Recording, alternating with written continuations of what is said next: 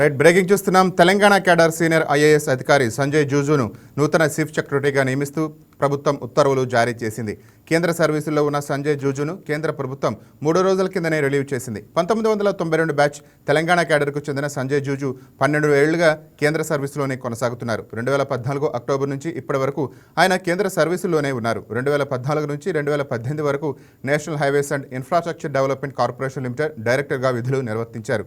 ఆ తర్వాత 2018 నుంచి 2023 వరకు భారత ప్రభుత్వ అదనపు కార్యదర్శిగా పనిచేశారు. ఆ తర్వాత కొంతకాలం సమాచార ప్రసార మంత్రిత్వ శాఖ కార్యదర్శిగా పనిచేశారు.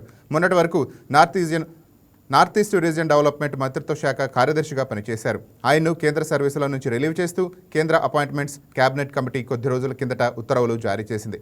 తెలంగాణ ప్రభుత్వ విజ్ఞప్తి మేరకు సంజయ్ జూజును రిలీవ్ చేస్తున్నట్టు ఉత్తర్వుల్లో పేర్కొన్నారు. ప్రస్తుత సీఎస్ రామకృష్ణారావు ఉద్యోగ కాలం ఈ నెలాఖరుతో ముగినున్న నేపథ్యంలో సంజయ్ జూజును ప్రధాన కార్యదర్శిగా నియమించారు.